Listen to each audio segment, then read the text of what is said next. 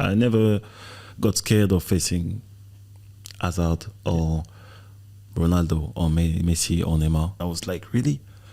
This club disrespecting me that way? So did your career end prematurely? Did it end too early? Surely. Yeah. Okay. It did.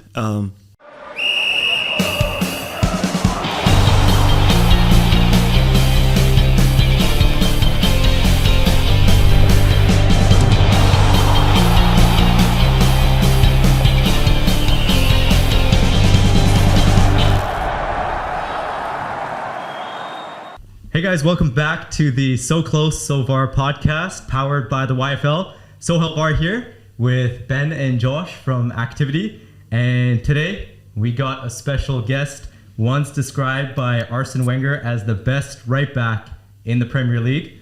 Our guest is a former French international footballer with over 500 career appearances, won the FA Cup with Arsenal and the League Cup with Man City. You guessed it, Bacary Sagna. Welcome to the podcast, Bacary. Thank you so much. It's a nice welcome. Absolute pleasure having you here, by the way. Thank you so much. We played together like 2 weeks ago. Yeah? Yeah. How did that go? It was interesting, you know, we played, it was an exhibition game against Levski Sofia, I think, Bulgarian first division team. And you know what was funny? I was supposed to start that game. I was hyped. I thought we're going to have some good competition today. And then all of a sudden I see Bak walking in the change room. You didn't even need to turn up. Hands up. You have to admit defeat. I was like, if there's one player who's going to take that spot, let it be Bak. No, sorry for that. But yeah, it happened suddenly. I was having a coffee and my friend told me some of the players are missing. Yeah. So please, can you come and bring some experience to the team? So I was like, the game is in 2 hours. I'm just sitting, having my coffee. What are you talking about? 2 hours before, you just called 2 hours notice and he takes you out the team. Yeah. But it was a good game, challenging. Obviously, I'm not fit because I don't train enough, but it was quite interesting to see the development of Golf United and the kids. Because this is not the first time I get to play with them and I see the development and the ideas they have behind it. So, yeah, they're doing a great job. Yeah, because you've also seen us 1 year ago, right? So you kind of saw the progress that we've made in the season. All of them progress. Honestly, the understanding is much better.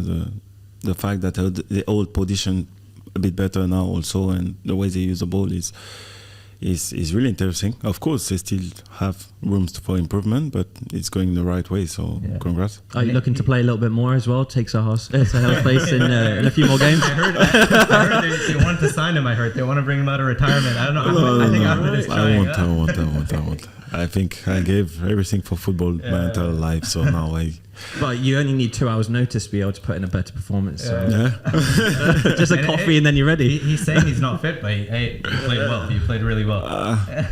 I'm very harsh with myself. And this is probably why I made it, because until I was 15, I only had one training session a week. Oh, really? Until the age of 15? Really? Yeah. Okay. It's tough, but I knew I had to work really hard to come to the players became. And it's not impossible. I believe in myself, and I was giving 100% every training session. So this is a message I will give, and this is what I tell the kids every single day. Don't find excuses to find your way, because you have so many professional teams in the world, so many academies, so many ways now, even more with social media, content creators, to put your name on the map.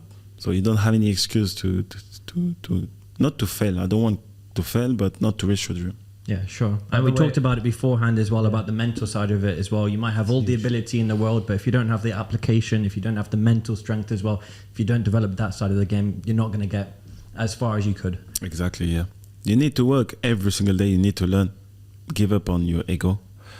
And most of the time, this is a problem in football. Too much ego, and you don't want to learn. You don't want to listen to critics. You need to listen to feedbacks. Even negative will make you go forward. But most of the kids, especially when I was at the academy, everyone wanted to do what he planned to do. And you have to be smart. You have to do what's good for you and for the team.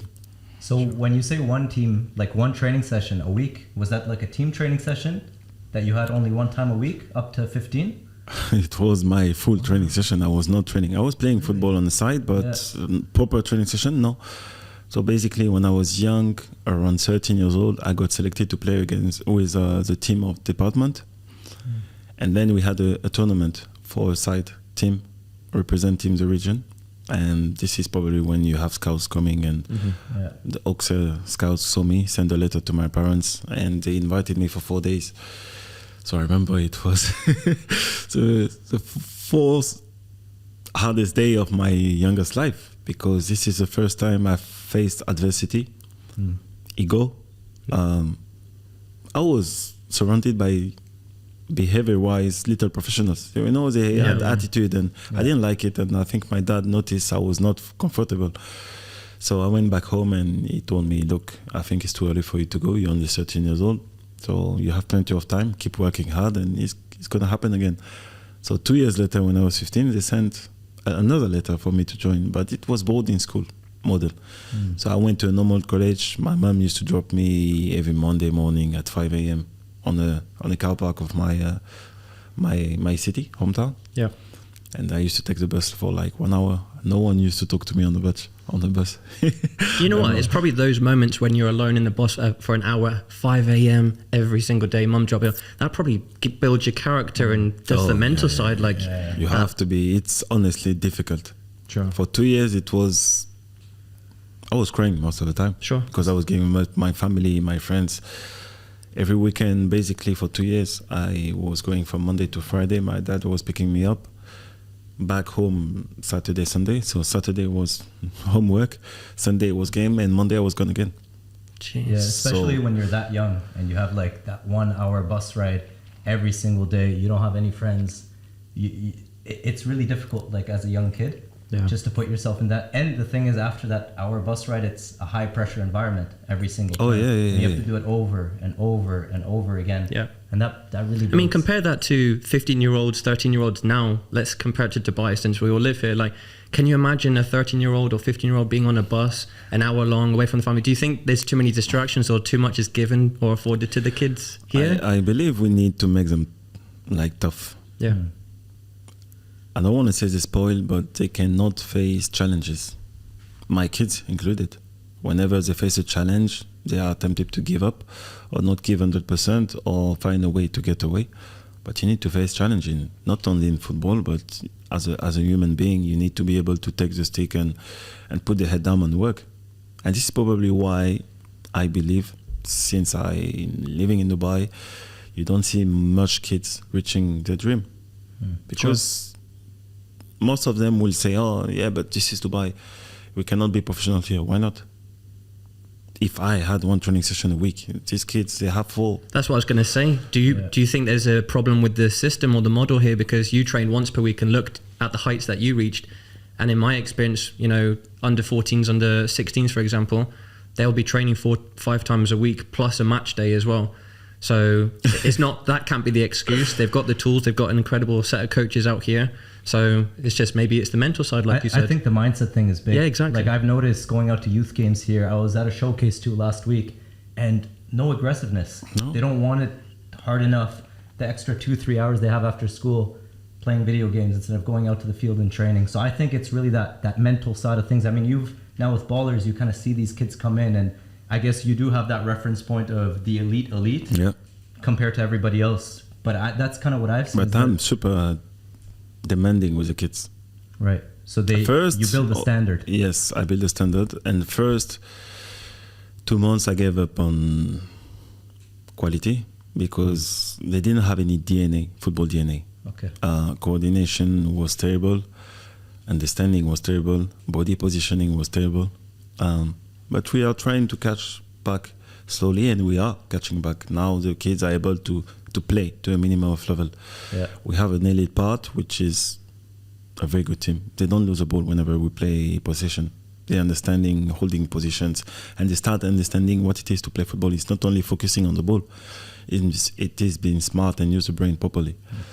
And regarding the league, I believe you have a lot more to do. You know, regarding starting with the coaches, I was watching my son this weekend, and I was amazed by the reaction of the coaches against the referees, for example. But you don't want to blame the referee. If there is a foul, let him do his work. You have to focus on how you need to develop your kids. not shout on the referees. Yeah. They spend more energy spending time arguing with the referees and actually addressing the problems, maybe giving instructions to the kids. Some kids commit mistakes or they lose the ball in a stupid way, they won't be correcting. They will just shout the name like Adam. Yeah. You know? But you need to correct him. Yeah. You don't need to shout, just correct his positioning and explain why he committed the mistake. Yeah. That's refreshing to hear from obviously someone of your profile, because parents think it's the get out jail free card, you know, just if there's anything that's going wrong, let's direct to the referees. But they're playing an instrumental role in your child's development, you know, dealing with setbacks and everything. Not everything's going to go your way. So to hear that message from you, who's played at the top of the game, to say referees will make mistakes or just let it go and just focus on the problem at hand, correct some small tactical things. Yep. I think parents need to take that on board, and coaches. And coaches, yeah. And parents also. I know it's difficult because when your kids are involved, you want to be part of it. You want to scream, you want to encourage. It's come from a good point. But you're not helping your kids. It's just channeled incorrectly. Yeah. Yeah. You're not helping them at all because they lost. They make their own decision, but they hear you saying something else. The right solution is the one that is appropriate to the demand of the game. Sure. And how important were your parents in your development at the early age? My dad used to come most of the time, but he was just silent. Just the look. If I did something wrong, he would just... You know, just scared, just scared to have a look at it. I still see the fright in your eyes. Not in a bad way, but like... You could have done better. I know I had that type of pressure, and I know I had to deliver because he was here. And he will always be critical after. He will never be positive, fully positive. I could score, I was striker, so I could score maybe 2-4 goals at the same time. And then in the car was like... Why not 5? Yeah, exactly. Why not 5? Yeah, but the control, why you did that? Or you should have scored this one. Or, you know, when you lose the ball, you need to react. Always, it's a kind of positive critics. But I didn't see it that way. It's constructive criticism. Yeah. So at the end of the day, as a kid, you don't want to hear it. But reflecting back on it, they're probably the most important conversations you needed to hear at that time. You need, and it's going to serve you for life. So whenever I started every single game as a professional, I remember my dad told me, if the boat sink, you have to make sure you keep the head up and out of water. And I always thought, okay, we have a game team, but you have your own game into the game. I was facing amazing wingers, but it was a battle before football. I was not even thinking about football itself. It was a pride story. Whenever I was facing someone, the idea was for me to stop him completely, no matter who I was facing. I never got scared of facing Hazard or Ronaldo or Messi or Neymar, but I took it as a challenge. You know? For sure.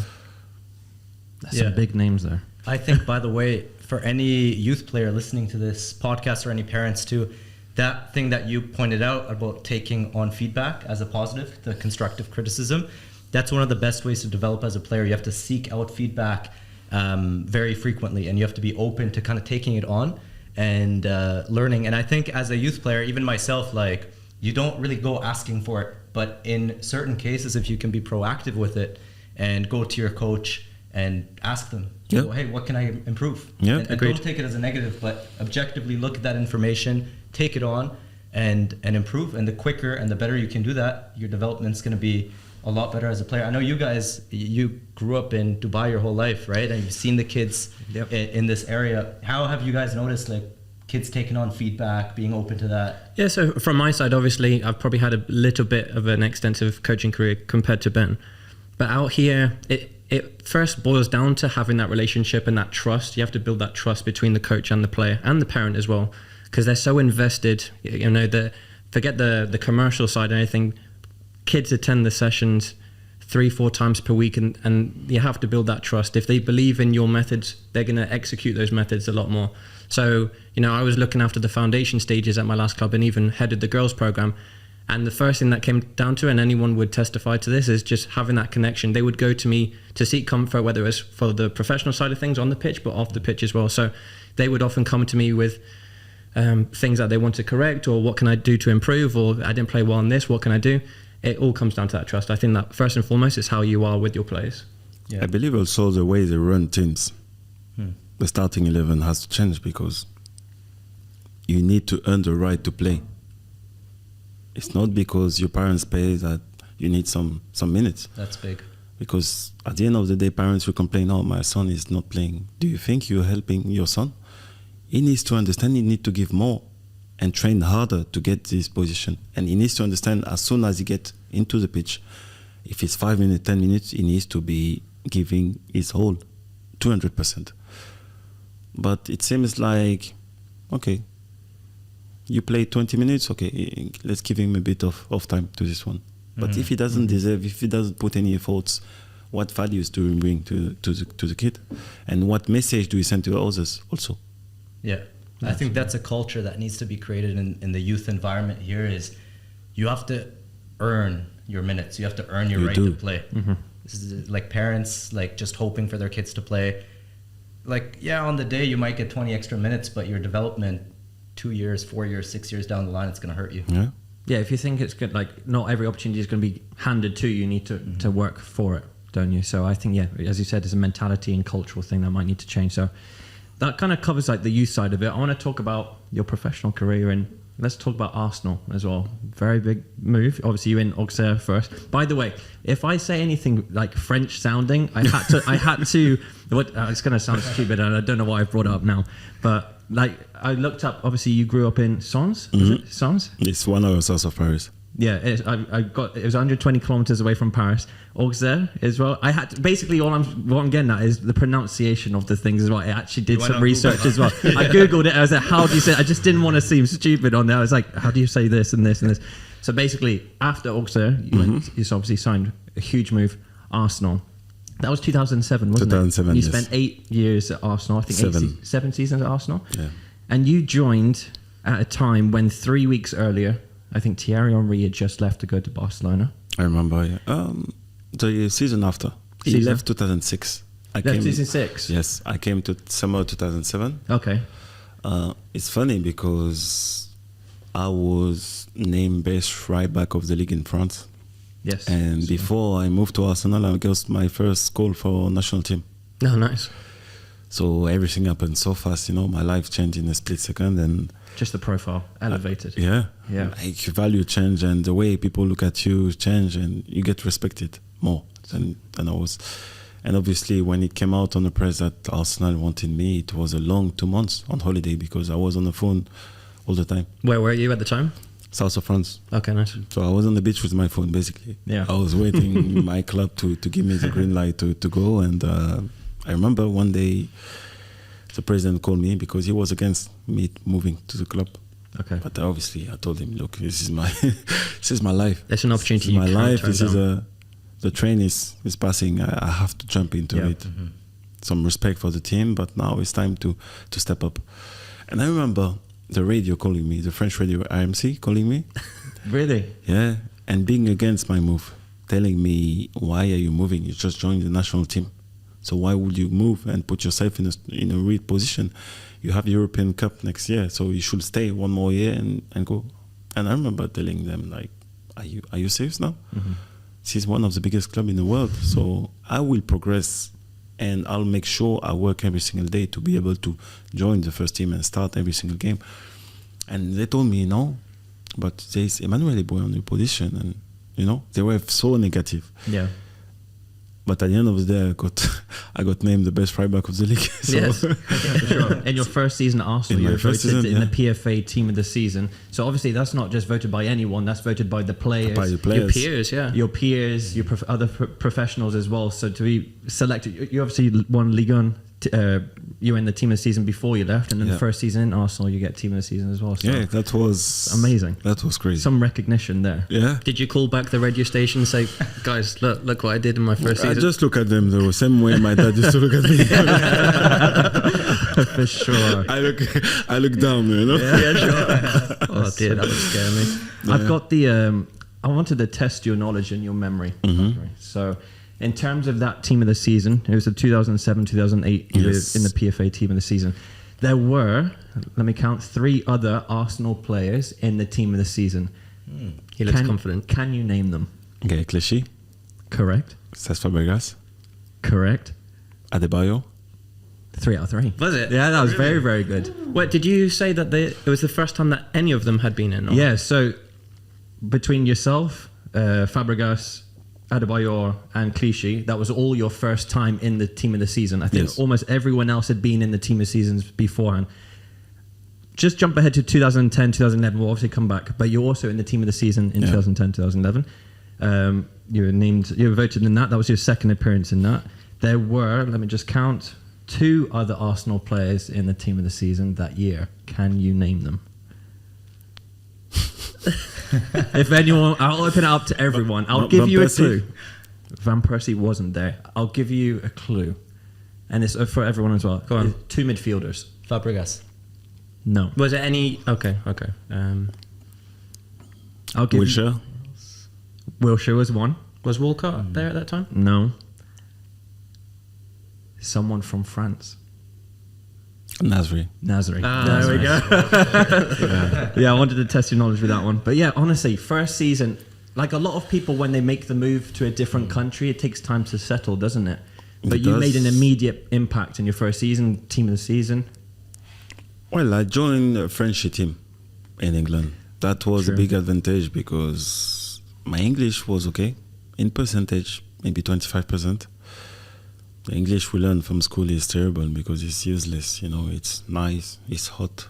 But I realized I was far from speaking English. So and it's definitely not hot in London. Yeah. So it took a bit more time because I was speaking French and surrounded by French players most of the time.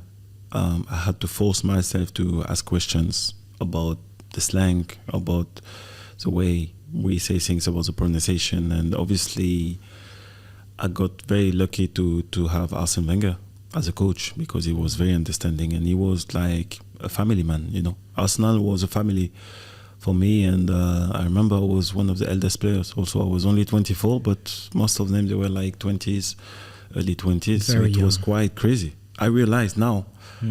Yeah.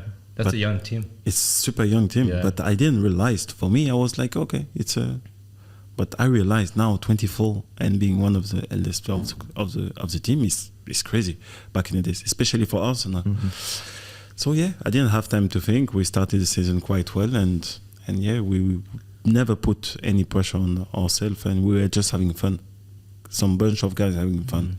We never took care of the pressure, and it was going well. The confidence was so high, and I think the fact that Arsene Wenger put his confidence back to us, even when we were losing 1-0 during the halftime, he was always positive. And this is how much something and little details can play with your mind.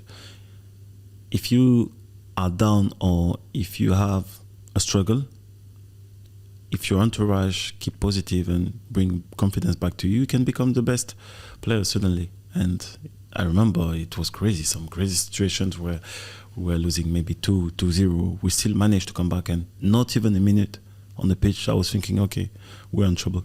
Because I knew we will find a way to come back, and we always did until March, of course. Of course, yeah.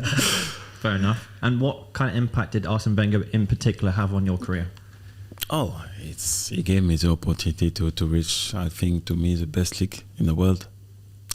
He had the trust in me because, okay, I had an amazing season, the first season I had, but then I also lost my brother in February 2008. So the following season, I was not performing as much as I was. I was not myself, and it was a tough moment because I had to focus again to just control the ball. Since that seems to be easy and natural, was not anymore, Yeah. So he kept his trust in me. He kept playing me, and he kept coming to me and making sure I was okay, And this is why I love Arsenal so much, because that was a vibe at the club. And it's still the vibe at the club. But obviously, he was also commentating on the French national team on TV, and always had a nice word for me, and always kind of had this protection from him. So not only him, but someone that played a big part in my development also was Pat Rice. Yes, the assistant to Arsene Wenger. Oh, I had directly that connection with him, and he was coming to me every single time, and like having banter with me, and always trying to find that connection. he was my model, because I didn't know who he was before I walked in, and I understood the impact he had as a right back. I saw some clips of him and the dedication he had every single time, and then analysis, he was coming back to me and always had a nice word when he was happy about my performance and the way I was giving hard time to the wingers. And I remember also him coming to me and not being happy about me being too passive during my second season. And yes, of course, my reaction was a bit on the defensive side, but I understood he was right. Yeah. Because you're so into it, you don't really realize. But this is, I think, the kind of mentor everyone of us need. We need an example. Yeah, I think that the player-coach relationship is so underrated. If you have a good player-coach relationship, like a manager who genuinely believes in you, who has that connection with you, like you talked about, the potential that you tap into as a player is completely different. Your confidence just spikes. If you have a bad game, if you have a bad play, you know, hey, there's a coach who's there to talk to, and they believe in you. And I think if you have that in the whole team, that takes things to a whole nother level. So that's what it sounds like at Arsenal. Arsene Wenger did for you guys is create that positive team environment where everybody felt trusted, everybody felt like they could go to one another and speak. And exactly, yeah. And when you have that feeling, you become hard to beat. And this is a feeling we had in Arsenal. If you watch Morocco during the World Cup, this is a feeling. That's a great example, yeah. They were having fun. And all this togetherness that make the other teams a difficult game to play against, you know. And whenever you have that feeling, people won't measure the importance of it. But if you had that in a team, and that was the case in Portugal during the European Cup final, we were a better team. I think they didn't lose one game of the competition, but I can tell you on the pitch, I knew we were in trouble because the way they were defending for each other, the way they were talking to each other and encouraging themselves. Croatia huge. The passion, the team chemistry that those teams have. Yeah, crazy. That often takes you a step higher than just skill. It does. Yeah, it plays a big impact. And to come back to Dubai and the YFL, whenever your team or your players don't perform well or they miss something, keep positive. Find a way. Of course, you cannot be nice, but find a way to be positive and bring the confidence back and give them confidence, because all of them, they can control the ball. On the weekend, they have qualities. They train 4 times a week. Skill-wise, they can do things that we couldn't do at the same age, at the same time. So they have everything. They have all the tools, the nicest kits also. It's nice to look good, but you have to be able to understand the importance of being confident and surrounding with that positive energy. So when you went to Arsenal, obviously you were one of the older players in a very young squad. Let's compare that to your move to Manchester City, where you're joining a group where there's league winners, you know, champions, European champions, whatever it is. How did that feel? You know, going into maybe the deep end, but you know, you're no longer the older, experienced head in the group. First season was difficult because I always got to play. I remember coming back from the World Cup in Brazil 2 weeks later. So I had like 2 weeks and a half holiday, and the group was already formed. The team shape was already ready. So the first 2 league games, I found myself home. Yeah. I'm not on the squad. Oh, really? I'm like, I didn't expect it, honestly.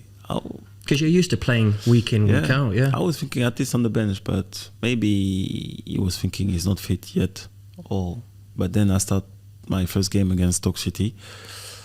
I think we have 85% possession of the ball, and as you normally do against Stoke City as well.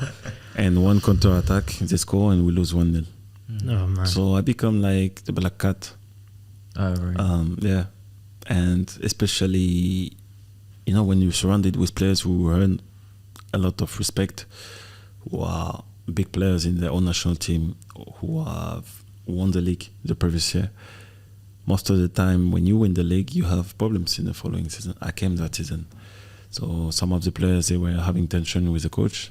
So the vibe was not always fully positive. So it was difficult. And obviously, I was sometimes playing against amazing wingers. And I would play against Hazard or Neymar or Messi or Ronaldo when you play Champions League. But then for 3 weeks, I'll be on the bench, not knowing why, not having talked to the coach. Yeah. And the first time he came to talk to me was in March. I didn't walk to him and ask. It's not the pride stuff, but I believe if I'm on the bench, there is a reason. And I had a different mindset. I was thinking, okay, I'm on the bench. He might not be happy about maybe my behavior on the pitch, my aggressivity, or the way I commit, or there was something. Yeah. I had to change this something without knowing why. I was going to say, but you don't know what it is. Before you had Pat Rice who would come to you and say, you need to do this and that. You didn't have that at Man City, it sounds. But I took it differently. I was thinking, okay, if I walk to him and he tells me, you don't attack more, maybe I will have focused on attacking more and not even defend. Because I will think, okay, you want me to attack, I will attack and create gaps. I didn't want that. I had to be smart. I wanted to try and excel in every single department of my game. Yep. This is why I kept training hard. I kept going with a smile, and people were like, "Players, why don't you talk to the coach? Why is he doing this to you?" I said, "I don't know."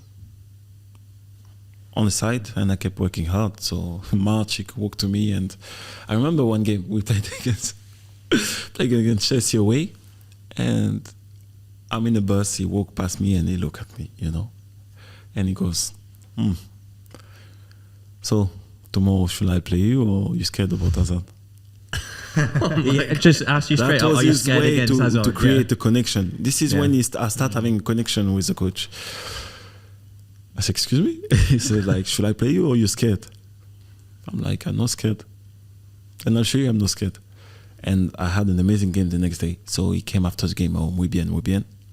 And then I'm 3 weeks on the bench again. Oh, jeez. No So I'm consistency. and I'm going national team, and if you don't play with the team, you put your national team experience in trouble. It's at risk, isn't it? True. Yeah. Yeah. No, fair enough. So I kept working hard, and March came to me, walked to me, told me, "Hey, you need to attack more. You used to attack more in Arsenal." And I told him, but Arsenal, I used to play every single game, and I was not facing only away game, only amazing players where you don't have possession. So am I supposed to attack without the ball? But I was thinking, okay, you know what? I give up on this season. Next season, I will have a proper training sessions, a proper training camp, and I'll show you I'm the best. Next season, we go to Australia for 2 weeks, and we have a kind of international tournament with Real Madrid, AS Roma, and I start the game because Pablo Zabaleta is still in South America with Copa America, and then I became the player's most used for the season. Yeah. So it's crazy. It's crazy to show a little bit of work And or change every the single game. game I was thinking, look, I'll show you I'm the best. And you gave me the chance to play, I won't come out of the team. And I didn't. So good. crazy, yeah. Yeah, amazing. I'm wondering those phases where you're on the bench, you're not playing, right? I think a lot of players go through those times where things don't go according to plan. Mentally, like I know you said you kept working, you kept going at it. How was that for you? Did you feel like you had a dip in mentality, or was it pretty easy for you to kind of keep strong during those times? It was tough. I was used to London first. I was in my house in London for 7 years. I had my habits. To go home was easy. My family was coming more often because it was an easy way. You take Eurostar, you're home. Yeah. The weather was okay. It was similar to Paris. I went to just a different environment, a different city. Not bad, but so different to what I was used to it. When you live abroad, you lose your sense, you lose your marks. And I lost my marks coming to City the first year. So the first year I was not happy. I was not happy, but I knew that I put myself in this situation, and I knew it was a challenge that I had to face. And I wanted to be part of the group and the vibe, because I could see the guys already having a vibe. They had won something together. Yeah. I didn't. So I needed to create something and earn the trust for the club and from the players, and I did.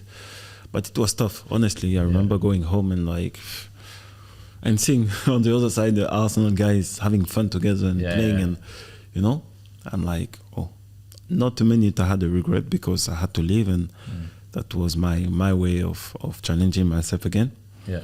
But it was not easy every day. I think that's part of the process too, is like anytime you go and take on a challenge in life, you have to be willing to take on the discomfort, and you have to be willing to know that it's not going to be comfortable. And I think a lot of people are scared to kind of take that step outside of their comfort zone because, again, like you see Arsenal, they're having fun there. It would have been easy for you to stay in that environment, but if you want to tap into unknown territory, you want to take on a different challenge, then you have to be willing to go through difficult times.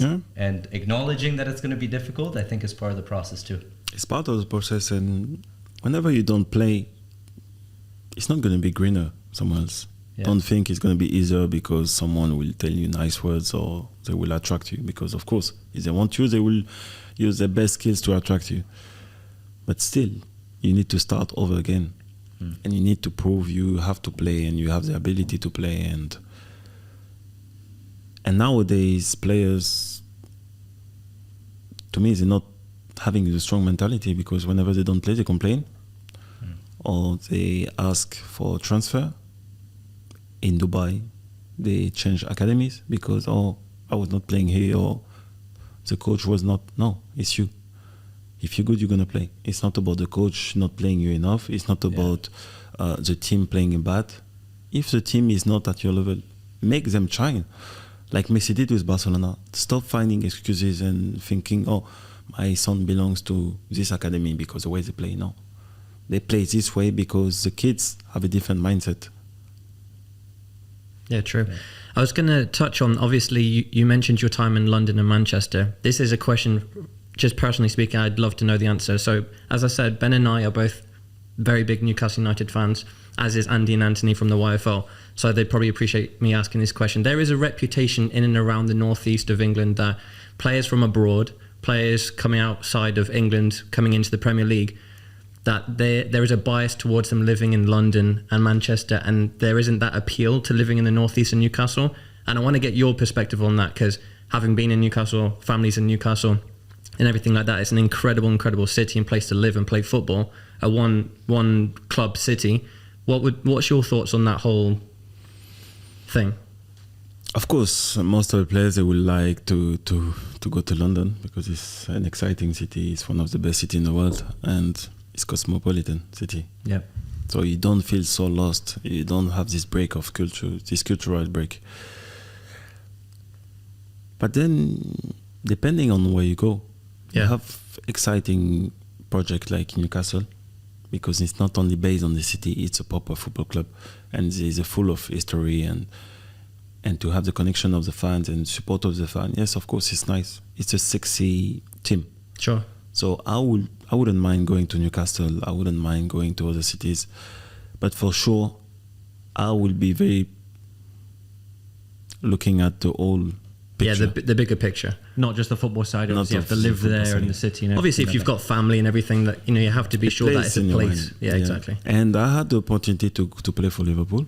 Oh yeah, I did. Is that an exclusive? I don't know if we heard that before. I never say it, but Liverpool was actually the first team to talk to me when I left Arsenal. Okay. They had a nice presentation.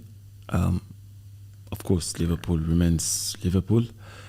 But one thing bothered me. It was the fact that any single person I talked to, English person, I had a negative feedback about the city. Okay. And this is how it played in my mind, because the feedback was an unsafe city. A strange environment, and I didn't want that, especially living in London, and I didn't want to put myself in this situation not knowing where I'm going, and I didn't know. The thing is, I didn't know much about the city. Of course, I had an amazing presentation of the club, but I should have had the presentation of the city. Of the city as well, yeah. Because I knew everything about the club, yeah. But this was a big question mark. But let's be honest, outside of your daily routine, a few hours is dedicated to training or playing.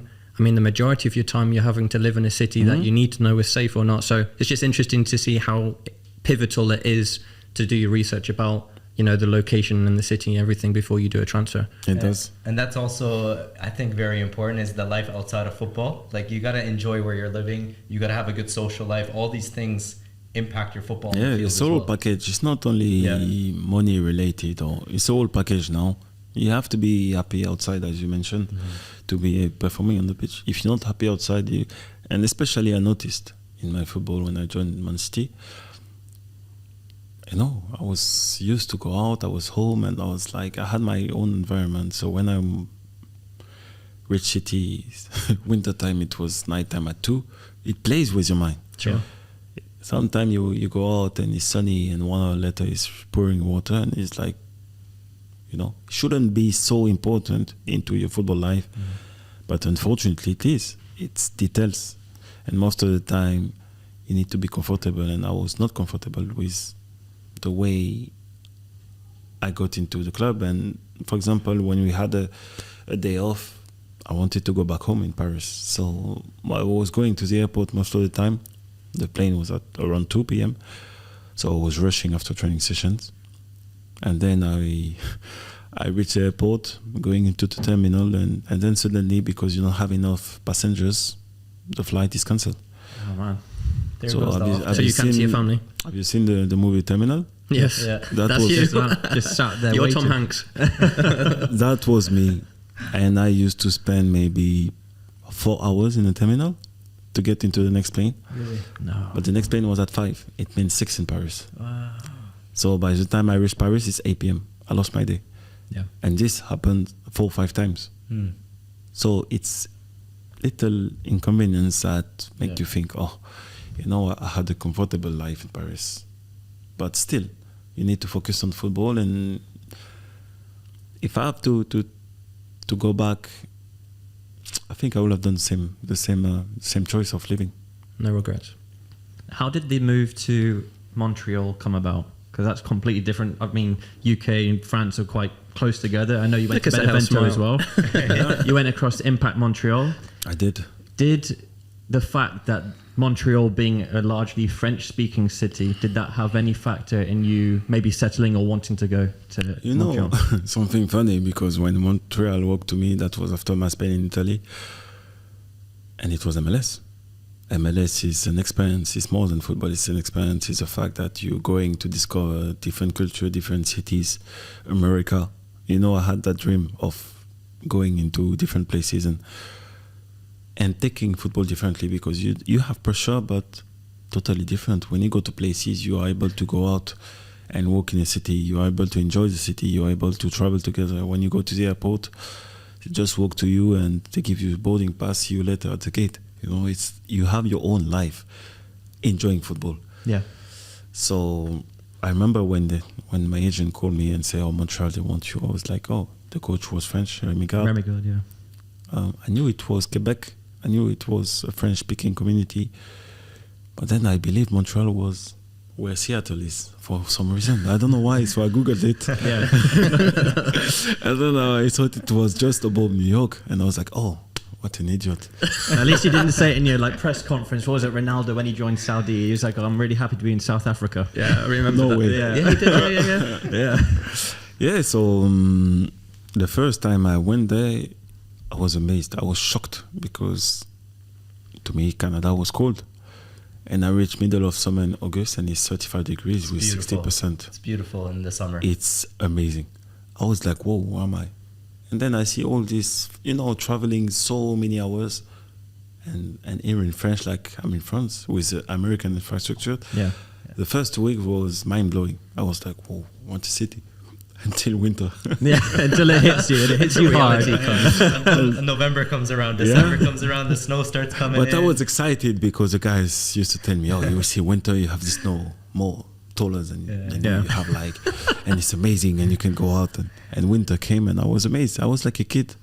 I learned how to love winter, and I don't mind winter now, because Montreal is just a special city, and I still have my place in Montreal. I still go back to Montreal, and That's cool. Nice. yeah, it's honestly Canada was, and I was planning on living in Canada before I came to Dubai. Is that true? Really? I was. Wow. Yeah. Okay. I bought my place. I had everything. I had a plan. The plan was for me in 2019 to extend my contract 1 year, and then to pass my coaching badges, get into the club, and really have an impact in Canada. But I came here December 2019, and I received a text message one day saying, thanks for everything you've done for the club. Really? You've been really, just like that? This is how I stopped my professional career. I received a text message. I left Dubai mid-December. They signed Thierry Henry as a coach November 2019. Summertime, I was speaking to them. Everything was set up for me to stay and everything. So I played my last game without knowing. And I was named best defender of the season, 31 game. And so basically, yeah, this is how I started football. I was going to ask you about the kind of how it all ended in you retired. You played your last game for Montreal in October 2019, I think it was. Thierry Henry comes on board as manager in November 2019. I was going to say, before your announcement, I think you announced your decision. Well, it doesn't sound like you announced your playing days were over. It sounded like it kind of came from the club side. But I wanted to ask, did you not have conversations with Henry about staying on board? I know you said another thing, because obviously you played with Henry and you probably built that relationship. Did he not want you to stay on for another season? Well, for my part, I think I was respectful when I signed. I remember the day I was leaving Canada, I coming on holiday, I messaged his agent. This is how much respect I had for him. I messaged his agent saying, "Oh, I'm leaving tonight, so I would like to come and say hi." Because he was my ex-teammate. I always had a good relationship with him. And I remember going into the hotel, having a coffee, and them saying, "Oh, let's go lunch." I said, "No, I have to leave." He said, "Where are you going to?" I said, "Well, I need to pack because I'm flying tonight." And he said, "But where are you going?" I said, "I'm going back to Europe." He said, "But you're coming back, huh?" I said, "Yes, of course. Of course, this is my club, it's my house, and I'm very happy here, and hopefully we're going to have a great season next year." Okay. It's the last time I talked to him. Really? I went on holiday that day, and not long ago my agent spoke to me, and we changed the sporting director that year. And I remember going into the meeting personal at the end of season, them congratulating me, saying, "Hey, congrats, you've been the best defender." And I said, "Okay." And then him saying, "Oh, so what you want to do?" I was like, "What do you mean?" He said, "Like, what do you want to do? Do you want to keep playing? Do you want to become coach or pass through batching?" And the ex-sport director was in the room with me. It was me, the new one, and myself. And I was like, "Is this guy serious?" So I say, before you ask a question, you should ask your colleague, because my agent was speaking to him for 2 weeks. And he knows the plan, he knows everything. He started picking up, yeah, but he's just discovering the club and he's coming back to Europe. So you should get your agent to get in touch with the new sport director, and he's from Belgium. I said, "Okay, fine." So I put them in touch. My agent messaged him, he never replied. And I was like, really?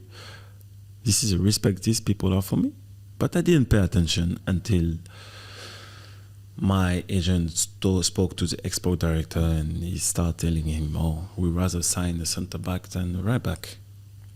That means they wanted to sign Rod Fanny. Remember Rod Fanny? Rod Fanny, yeah. Okay, Rod Fanny played season 2018, but they didn't keep him 2019, so he didn't play until July. So he finished maybe 3-4 games with us in July because we had injuries, and then we came to the end of season. So they signed him back, and basically they dumped me. It's a weird league. It's so ruthless. It's a weird league, but So it's fine. It's fine. I'm fine with it. But the thing is, you just put in the you're the best defender or best right back in the league that season. You still probably would you say that you could have given more? You had maybe another season or two in you. Out of all the players, at some point in the season, we have games maybe every 3 days. I'm the only one who played the 7 games. Yeah. I played 31 games. I was voted by the fan best defender of season. So did your career end prematurely? Did it end too Yeah, early? surely. Yeah, Okay. it did. When I found out they rather sign a centre back, I remember telling them, "Give me my letter to exit, to rise me talking to other franchise." Some of the franchise, they were interested. They said no. They said, "No, we're trying to find a way to keep you," and no. But they never did. They played dead until I came to Dubai, and the day I go back to London before flying back, mid-December, I received this text message. I land, I switch on my phone, and I received text message. I remember smiling like, "Oh, this is crazy." I'm still a positive person, and I was still positive, and I got into the car with my agent, and we start laughing crazy because the situation was so crazy, and I was like, really? this club disrespecting me that way, while I was every day on time. I was already every day on the pitch. You know, when you're 35, 36, the coach is, oh no, rest. No, I told coach I'm fit, I'm training. You know? Yeah, ultimate professional. And some of the players, they go there and, no, I don't play on turf. I played on turf. They go there, they want to fly business, because whenever you fly to LA, it's 5 hours fly economy. You're like this. I never had any demand, special demand. I was just enjoying my time and trying to help the youth. My career was over because I put everything behind, you know. But I was trying to have an impact and maybe encourage him and educate him and give him the information that I got to learn with the best coaches in the world. For me, it was a big addition for me, and to see a kid progressing and learning from me, I already won. If I see a kid applying what I got to learn when I was 33 years old at a young age, it's a massive improvement. And that was my role as a player in Montreal. But then when he told me it was mid-December, 10 days of visa. So I go back to Montreal, I cannot fly. I cannot exit the country because my visa is gone. So they put me an ambassador, and then COVID hit. And then I had a call for a team in France, Nantes. Yeah. But I had to decline, because what do I do with my kids? The English-speaking kids, I cannot just take them and leave. Yeah. So I was like, you know what, pause until summertime. And then COVID hit. And then I stayed 1 year without leaving the country because I couldn't exit, you know, for health reason. But this is a blessing, I want to say, because I bounced back from it. And I was telling you earlier, I set up an app just to avoid this type of experiences to the kids. And I was thinking, okay, you have plenty of time now. I don't watch TV, I don't watch Netflix. So how can you have an impact on others? How can you make their life easier and stop them from committing mistakes? And you're in that position, but it could have been the case if I was 20 years old. So how can you give back what you got the chance to learn? Because I never wanted to be a coach on the field, but I think I can still have an impact. So I created an app where I put all my information about it, everything I learned in the past 20 years in the app. So it's about football understanding. I created a session for the coaches. I'm going to have individual training sessions with my coach, tutorial, rehab sessions. I'm going to talk about contracts. So I will be explaining what contracts means. So basically, as a parent, you will be able to understand on the big lines the contract. No one will come and screw you. Regarding image rights, for example, it's very important that you understand image rights, because you have a value. Your son has a value as a player, as a person. You cannot giving up on your image right, because let's say a big brand come to you the next day, you cannot sign the contract because you gave up on your image right. So all kind of details that will be really helpful to the parent. There are details that are often overlooked, but you're not just educating the player, you're educating the parents and the family and the setup around it as well. And we were talking before, even how talking of details, how in depth it is in terms of recreating and animating the session plans. Everything's got the 3D match simulator engine, just for all the different types of learners. It's an incredible concept. It's a long work. Every day during COVID, I was 9 hours on my laptop. I did the training sessions. I worked on it, because there is a difference between finding it online and reproducing, because when you reproduce, it has to be realistic. When you're on the pitch, you know exactly the body positioning and what's doable and not doable. And I see some of the content sometimes, it looks nice, but in practice or in reality, it doesn't work, and it's wrong, body positioning wise or space wise. So I managed to try and give the vision to everyone by using 3D and the code color and all stuff. So that's very interesting. What's the app called for anybody who wants to check it out? BPro. It's not out yet, because legally I'm still making sure everything is fine, but hopefully it will have an impact. Well, that's good. So you're essentially providing the framework, because you've been through the experiences, right? Exactly. So a lot of parents, a lot of players go into this blindfolded, and the football world is crazy. This football world is crazy, and you need to be understanding where you put your feet. Yeah, you need guidance for sure. Yeah. I want to ask you, we're coming towards the end of the podcast, I think now anyway, but I wanted to ask you some maybe lighter questions as well. Yes, of course. We've covered Henry at some point, but I wanted to ask you, it's a game, okay? You have to start one of these players, you have to bench one of these players, you have to sell one of these players, okay? And they're all players that you've either played with or know quite well. It might be in your club career or a national team as well. So okay. Start, bench or sell Henry, Benzema or Giroud? Benzema, starting. Start Benzema? Yes. Okay. Bench and sell. That's difficult. I think It's a tricky one, honestly. He's going for that. I keep Giroud on the bench okay. because he has a big addition in the Okay. squad. He's a different type of player. And I sell Henry, not Okay. because of what happened, because I'm not biased. He's still an amazing player. Sure. And Yeah. what he did in football is unreal. But I think I will have a better connection with Benzema and Giroud. Fair enough. If anyone has any different ideas to that, I think on the video YouTube version of this, you can obviously leave a comment below. Out of those three options, if you would start, bench or sell Henry, Benzema, Giroud, would you have any differences of opinion there? Well, I was gonna say smart decision was selling Henry. That's a lot of money. Also, Yeah, that's also. true actually. Yeah. If you're looking at it that way, fair Also. enough. Let's actually, one last thing, I think we did this in the last podcast as well. We're going to look at some of your player stats, okay? See if again, test your memory. Let's see if you get this. So No problem. it's going to be a game of higher or lower, okay? So basically, is the next number going to be higher or lower? So for Auxerre, you played 87 times. This is according to Wikipedia and soccerbase.com. Right. Very reliable. So for Auxerre, you played 87 times, it said. For Arsenal, did you play more or less games? Higher or lower? More. More. Okay, good. For Man City, was it higher or lower? Than, That NT7?